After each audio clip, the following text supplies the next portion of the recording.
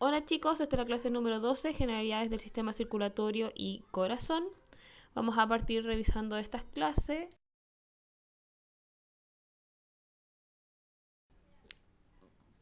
Primero que todo, tenemos que saber que el sistema circulatorio se divide en dos grandes sistemas, el sistema cardiovascular por un lado y por el otro el sistema linfático. El sistema cardiovascular se subdivide en lo que es el sistema cardíaco, donde encontramos el corazón que actúa como una bomba. Y en el caso del corazón es una doble bomba. Tenemos también los vasos sanguíneos que se dividen en arterias, venas y capilares, siendo en la zona de los capilares donde se genera el intercambio de gases y nutrientes a los distintos tejidos celulares, o en el caso del sistema respiratorio el intercambio de gases del medio externo a medio interno va a corresponder también a nivel de los capilares. Las arterias y las venas son solamente vías por las cuales va a transitar la sangre, la cual es bombeada por el corazón. En la sangre nosotros tenemos el transporte de gases, nutrientes, elementos figurados y desechos. Por otro lado, el sistema circulatorio encontramos el sistema linfático, que los tejidos linfáticos van a tener una relación con el sistema cardiovascular, van a drenar los vasos linfáticos en el sistema cardiovascular, específicamente en el sistema venoso. Dentro de los tejidos linfáticos nosotros tenemos los vasos linfáticos que van a estar llevando nutrientes lipídicos, y tenemos los órganos linfáticos que van a estar actuando en la producción de linfocitos, o sea, en el sistema de defensa.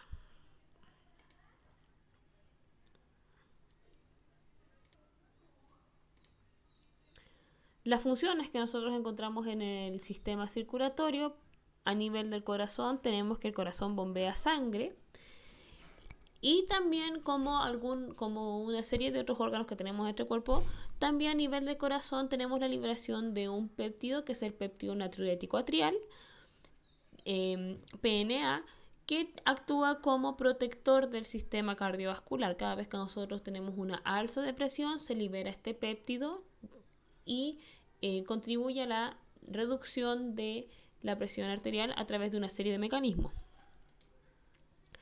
Tenemos el sistema vascular, compuesto principalmente por arterias, venas y capilares. Ahí en el dibujo está representado solamente arterias y venas, y transportan sangre desde y hacia el corazón. El término de arterias o venas va a estar determinado por la direccionalidad que tiene la sangre y no por la cantidad de oxígeno que ésta tenga. En el caso de la circulación mayor, nosotros vamos a tener arterias que van a ser ricas en oxígeno y venas que van a ser pobres en oxígeno. Por lo tanto, las arterias van a tener un color rojo brillante y las venas van a ser azules.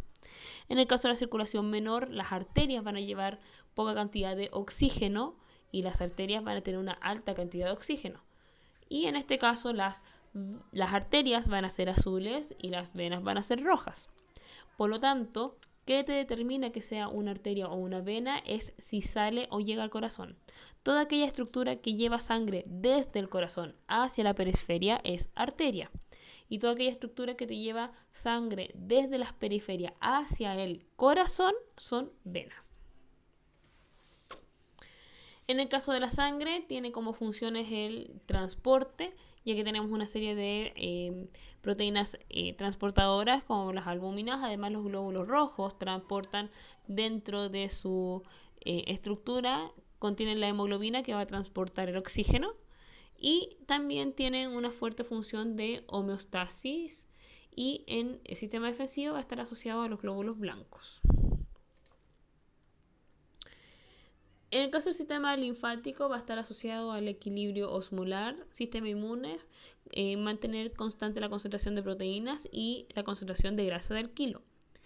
En cuanto al sistema inmune, va a estar asociado a los órganos linfáticos, que van a estar asociados a la formación de linfocitos, y el equilibrio osmolar debido a que el sistema linfático drena todo aquello o recoge todo aquello que el sistema venoso no pudo absorber a nivel del intersticio. ¿Ya? Así que actúa de forma paralela al sistema venoso. La circulación mayor y menor: el sistema cardiovascular está formado por el corazón, los vasos arteriales y venosos y los capilares sanguíneos con un doble circuito cerrado, que corresponde a la circulación mayor y la circulación menor. La circulación mayor es aquella que va a encargarse de llevar una sangre rica en oxígeno hacia los distintos tejidos. Van a ser desde el ventrículo izquierdo y a nivel de los distintos órganos y tejidos, en los capilares se va a generar un intercambio gaseoso y las venas que se van a devolver al corazón o que van a llevar la sangre al corazón, va a ser una vena que va a estar pobre en oxígeno, por lo tanto va a necesitar en algún momento ir a oxigenarse nuevamente. Esto corresponde a la circulación mayor, una circulación que le va a ir a entregar el oxígeno, sangre oxigenada y nutrientes a los distintos tejidos y después se va a devolver al corazón a través de las venas, específicamente de las venas cavas. ¿Qué es lo que ocurre? Ahora este oxígeno, esta sangre poco oxigenada necesita nuevamente oxigenarse y va a salir desde el ventrículo derecho a través de una estructura que se llama tronco pulmonar, que es una arteria. El tronco pulmonar es la arteria tronco pulmonar. Y de aquí va a dirigirse hacia los pulmones, específicamente hacia la zona de los alvéolos para nuevamente oxigenarse. Como ya dije, tenemos las arterias, en este caso van a ser de un color oscuro, azul, debido a su poca oxigenación. A nivel de los capilares alveolares, esta sangre se va a oxigenar y se va a devolver al corazón a través de las venas pulmonares, ya que van a ser ricas en oxígeno, por lo tanto va a adquirir ese color rojo. ¿Ya? ¿Y a dónde va a volver? Al atrio izquierdo para nuevamente ingresar a la circulación mayor a través del ventrículo izquierdo, como se muestra en la figura.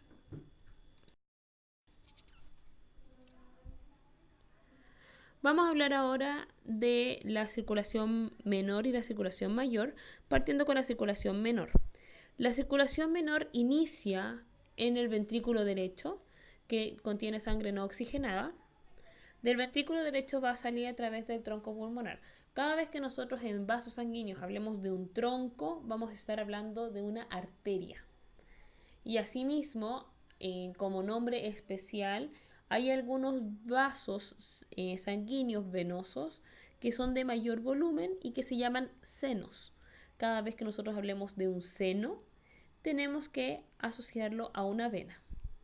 Repito, cada vez que hablemos de un tronco es una arteria y cada vez que hablemos de un seno es una vena. Del tronco pulmonar se va a dividir en dos arterias, que son las arterias pulmonares, la derecha y la izquierda, que va a ir a cada uno de los pulmones. Las arterias pulmonares van a introducirse hasta llegar a los alvéolos, pero ojo, una cosa importante, las arterias pulmonares no le aportan oxígeno para que las estructuras del pulmón hagan su función. No, solamente va a oxigenar la sangre. ¿Dónde lo hace? A nivel de los alvéolos o en la zona respiratoria. Luego se va a devolver la sangre a través de las venas pulmonares para llegar al atrio izquierdo. Fin de la circulación menor. Ahora vamos por la circulación mayor. Del atrio izquierdo, la sangre va a pasar hacia el ventrículo del mismo lado, ventrículo izquierdo. Y aquí va a salir a través de una arteria, que es nuestra principal carretera arterial, que corresponde a la arteria aorta. De la arteria aorta se va a ir a los sistemas y también va a tener un camino hacia las arterias coronarias, debido a que el corazón, al primero que le tienen que entregar oxígeno y nutrientes es al mismo corazón. Por lo tanto, tiene su propia circulación.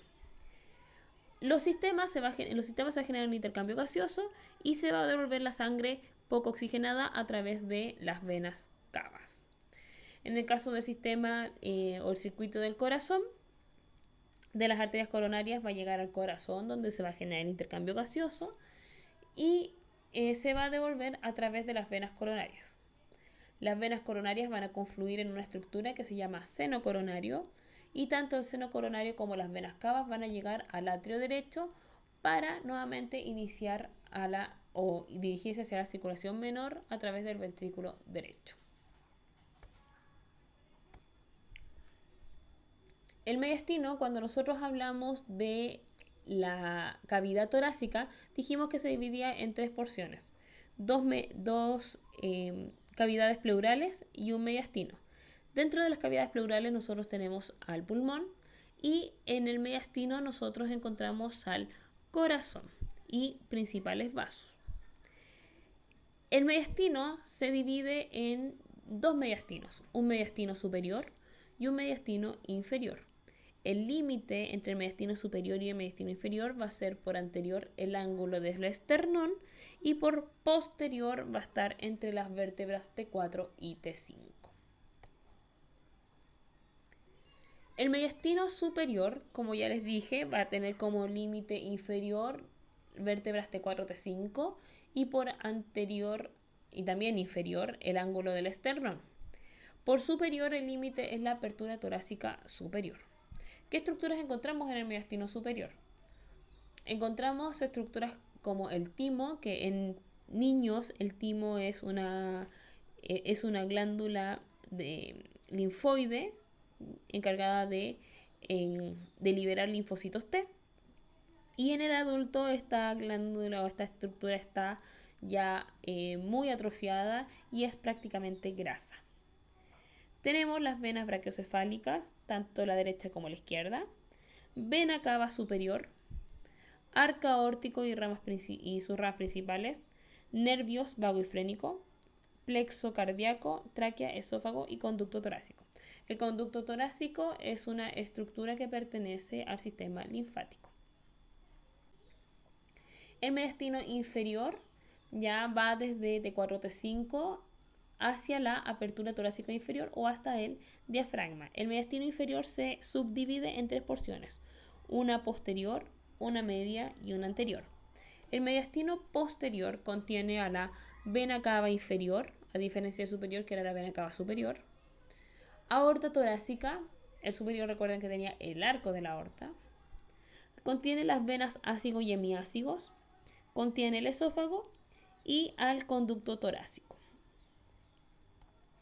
El mediastino medio encontramos el corazón y en el mediastino anterior encontramos estructuras como el timo, al igual que en la continuación que en el mediastino superior encontramos timo.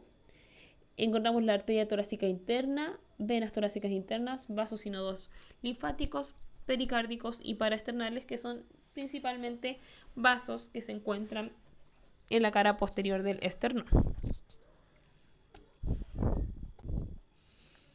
Aquí tenemos una imagen real del mediastino posterior para que se vayan identificando. Lo que se hizo, si nosotros hacemos una apertura del tórax, lo primero que nosotros vamos a ver, si nosotros sacamos la piel, vamos a ver el esternón.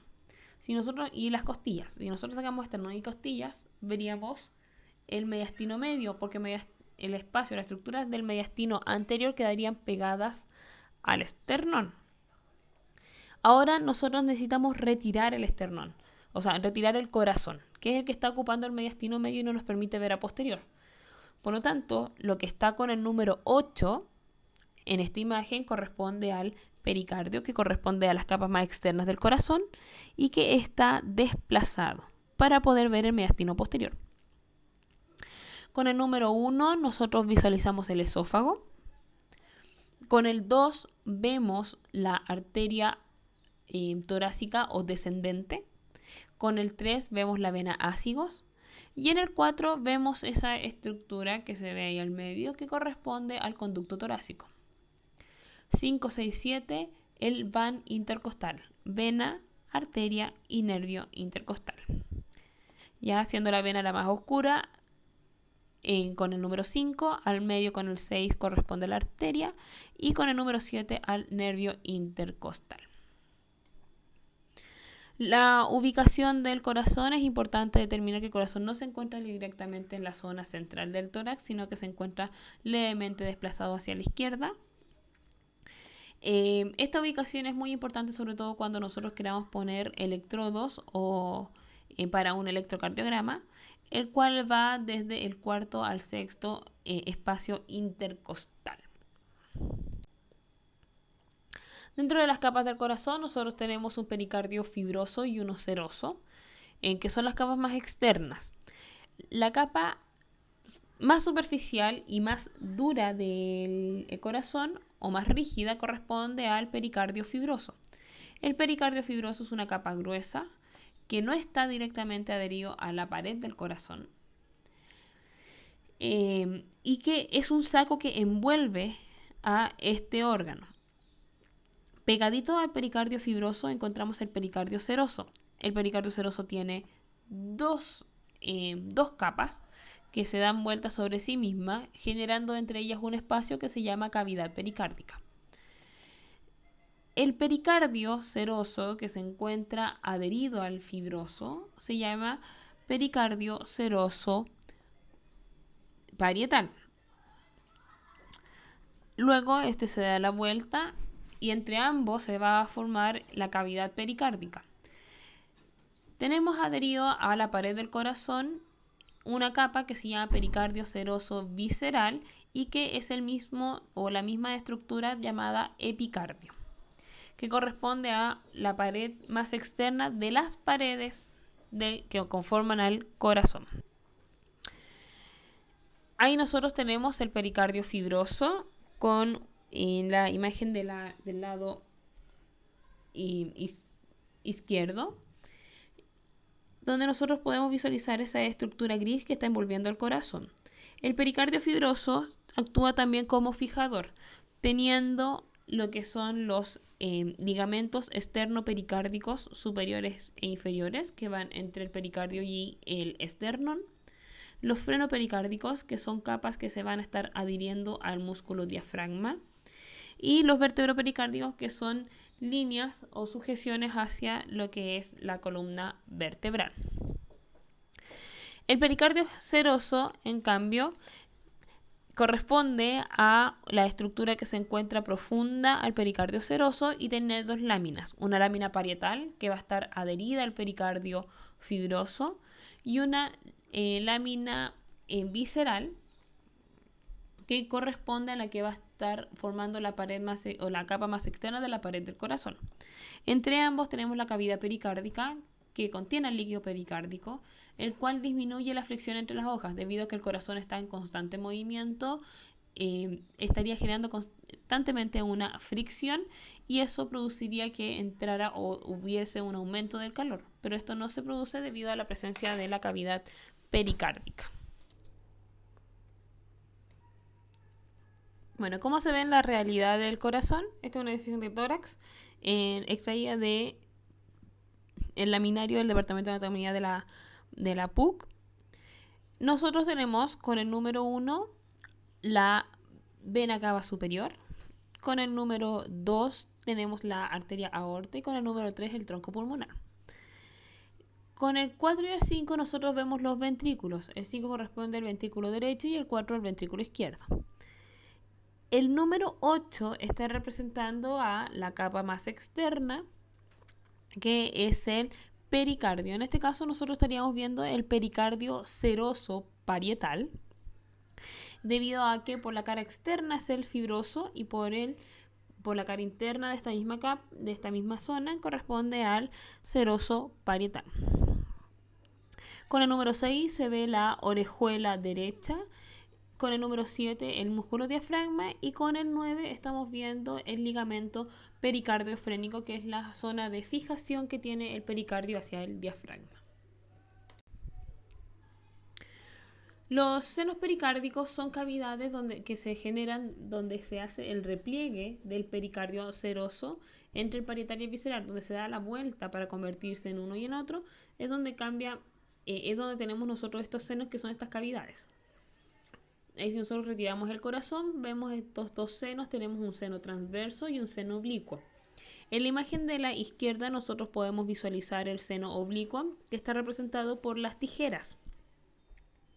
Las estructuras que quedan anterior a este seno corresponden con el número 3 a la orejuela, con el número 4 a la arteria aorta, con el número 5 al tronco pulmonar. Y ahí esas son las estructuras que nosotros vamos a estar viendo en la cara anterior de esta estructura.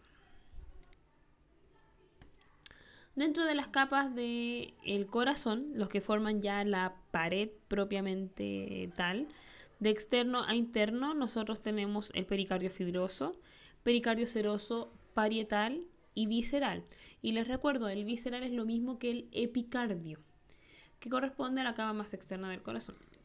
Tenemos el miocardio, que viene siendo la capa muscular, y ahí la más gruesa, y finalmente recubriendo por la cara interna de cada una de las cavidades el endocardio.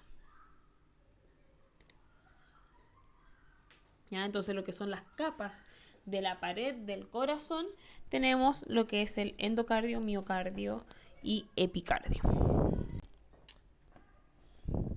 El miocardio está conformado por dos tipos de células. Unas células son las células automáticas, que van a tener un sistema eléctrico, va a ser autorrítmico, y las células contráctiles no automáticas o miocardiocitos, que corresponde a músculo estriado unicelulares con discos intercalares. En el atrio derecho nosotros vamos a encontrar las siguientes estructuras. Primero, reconocer con el color azul el atrio derecho, y si nosotros retiramos la zona externa, nosotros vamos a encontrar estructuras como el septo interatrial, que es el tabique o la pared entre los atrios. Tenemos la fosa oval, que es un vestigio de comunicación interatrial que hubo durante el periodo fetal.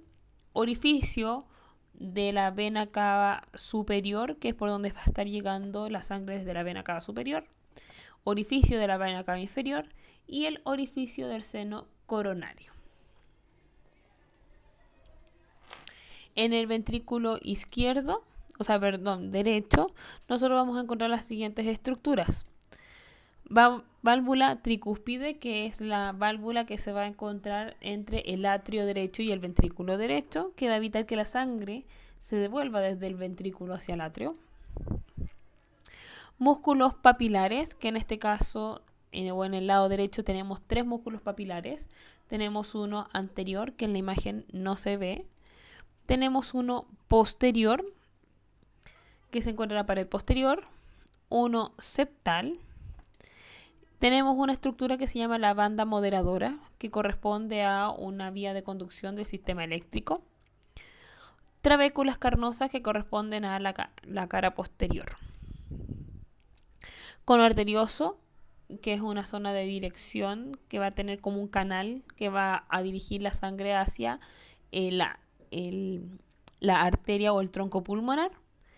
Y tenemos las válvulas pulmonares o válvulas semilunares pulmonares, que van a evitar que la sangre se devuelva desde el tronco pulmonar hacia el ventrículo derecho. Y tenemos finalmente el tabique o septo interventricular, que es la pared que hay dividiendo ambos ventrículos.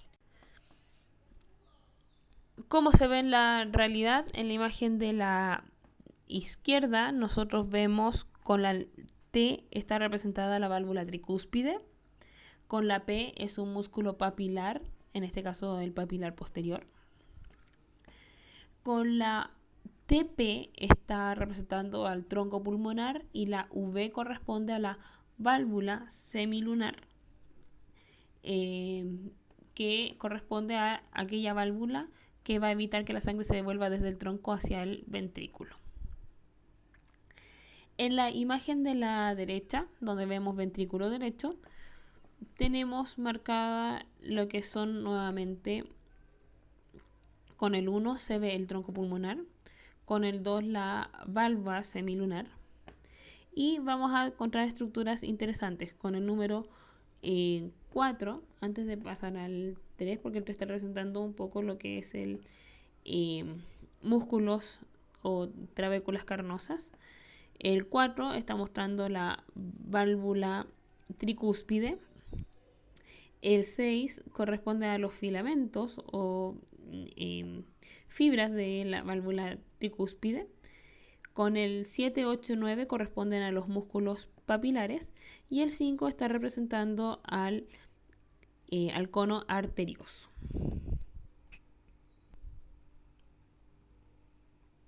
Atrio y ventrículo izquierdo. En el atrio nosotros vamos a encontrar los orificios para las venas pulmonares, tanto la derecha e izquierda, y cada una tiene 2. En el derecho tenemos una superior e inferior y en el izquierdo una superior y una inferior. En el ventrículo, aquí nosotros no vamos a tener una válvula tricúspide, sino que vamos a tener una válvula bicúspide o mitral. Y vamos a encontrar solamente dos músculos papilares, anteriores y posteriores. Y como aquí tiene conexión hacia la arteria aorta, la válvula se va a llamar válvula pulmonar o válvula semilunar aórtica.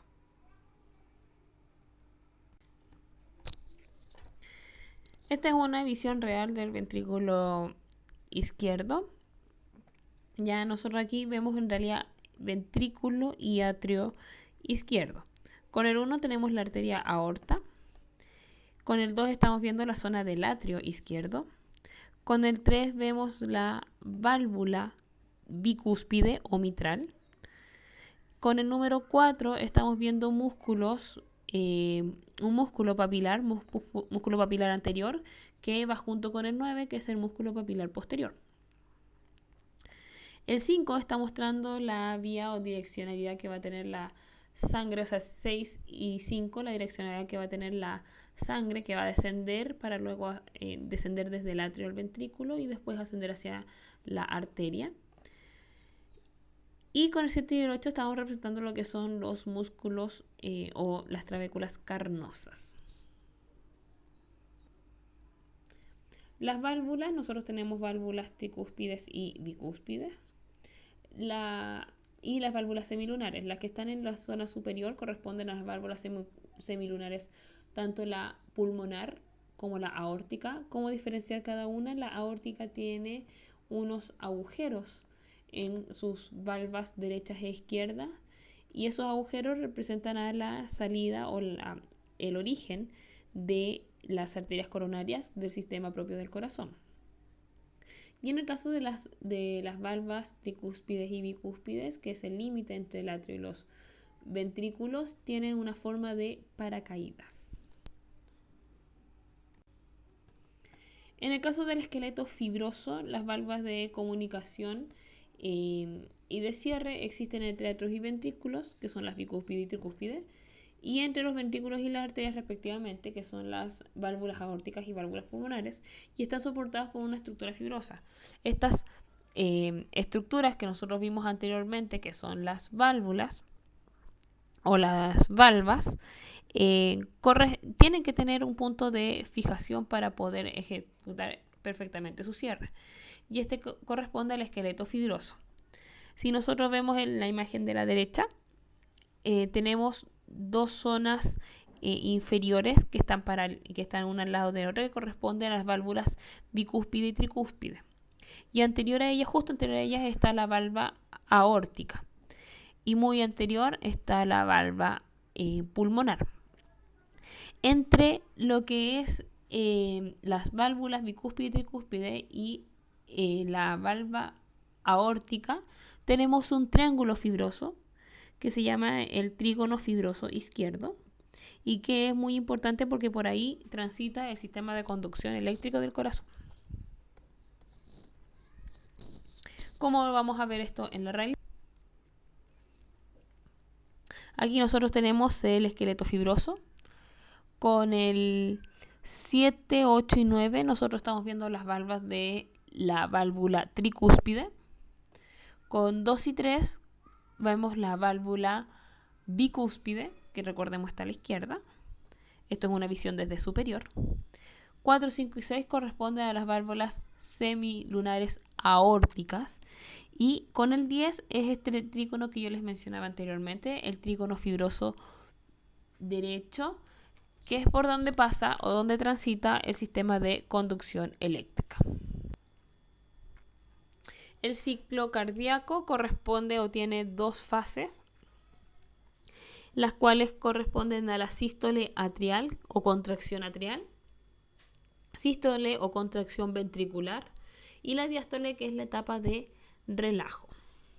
Primero tenemos la sístole atrial, luego para expulsar la sangre del atrio hacia los ventrículos. Tenemos la sístole ventricular, que es para expulsar la sangre desde los ventrículos hacia las arterias. Y la diástole, que es el periodo de reposo. En cuanto a los sonidos y la auscultación, lo que nosotros escuchamos cuando nosotros ponemos el fonendo sobre el pecho de un paciente, escuchamos los cierres de las válvulas. Y el sonido que uno escucha es similar a un badum, badum, badum, badum, que es donde tenemos un primer sonido, que es el ba, y el segundo sonido, que es el dum. El primer sonido corresponde al cierre de las válvulas tricúspide y bicúspides, ya, porque se asocia a la contracción de los ventrículos y evita que la sangre se devuelva hacia el atrio. Y el segundo sonido corresponde a el cierre de las válvulas aórticas aórtico y pulmonar, que van a estar evitando que la sangre se devuelva hacia el ventrículo. Ya, por lo tanto, el primer sonido corresponde a la sístole ventricular y el segundo sonido está relacionado con la diástole.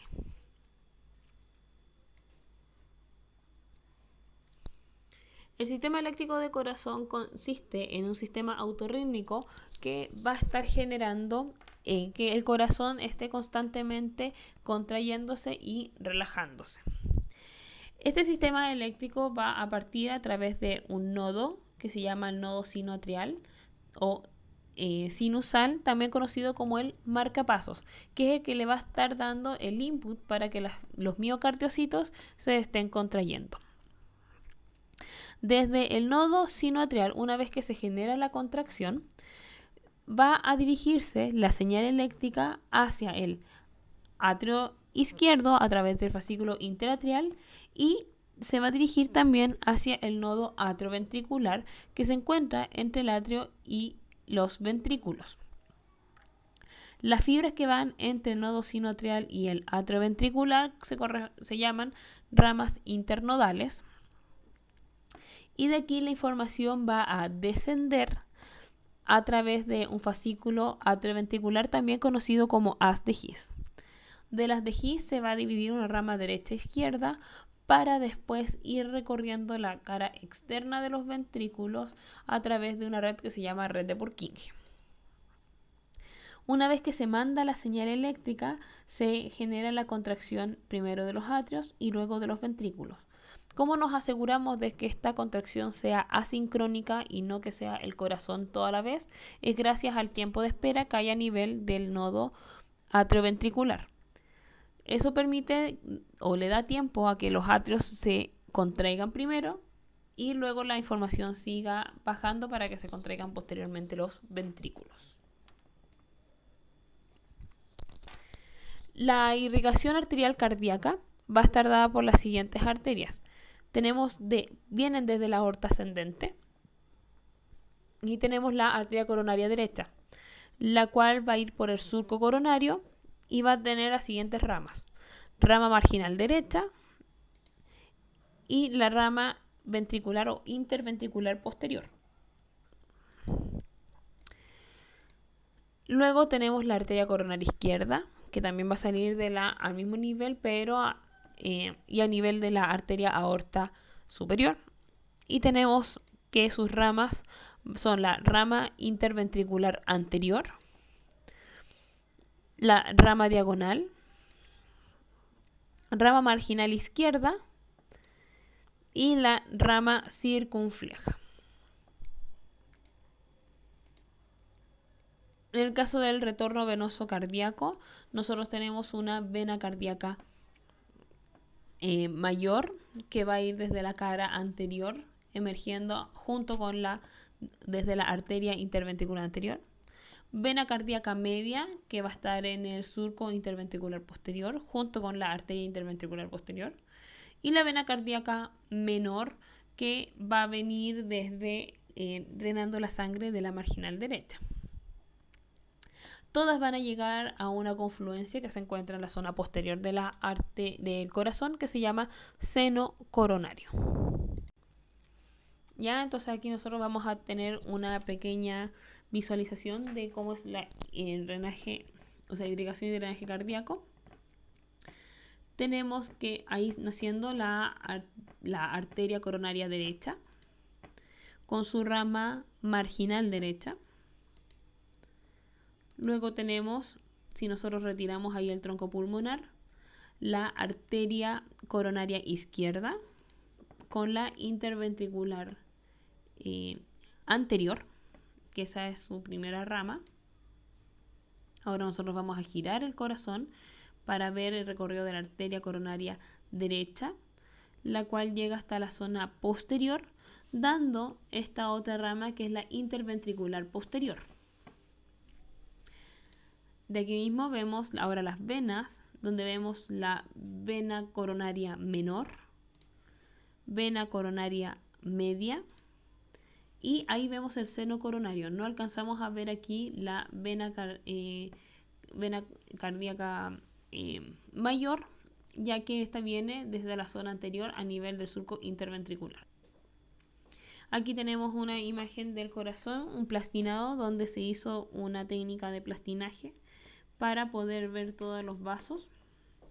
Esta es de la cara posterior, donde con SC, esa estructura azul y gorda que se ve ahí, corresponde al seno coronario, donde viene llegando con CM la vena cardíaca magna o mayor, con la letra M viene la vena coronaria o cardíaca media, y la menor no se alcanza a visualizar porque lamentablemente en esta situación está rota. Con AA negro corresponde a la arteria aorta, y como vienen naciendo las arterias coronarias. Coronaria izquierda corresponde a CI y coronaria derecha CD. Y aquí tenemos un resumen de cómo va la irrigación y drenaje. Tenemos la arteria aorta ascendente, la cual va a dar una arteria coronaria derecha que va a tener sus dos ramas, arteria marginal derecha y arteria interventricular posterior. La arteria coronaria izquierda va a tener dos ramas que corresponden a la arteria ventricular anterior y la arteria circunfleja, y de la arteria circunfleja va a tener una rama que es la arteria marginal izquierda. En cuanto al drenaje, la vena cardíaca menor va a drenar la arteria interventricular anterior y la arteria marginal, ya porque recuerden que la marginal es rama de la circunfleja. Y tenemos que la vena cardíaca menor y vena cardíaca media van a drenar lo que fue irrigado por la arteria marginal derecha y arteria interventricular posterior. Las tres venas van a llegar al seno coronario para finalmente drenar sobre el atrio derecho.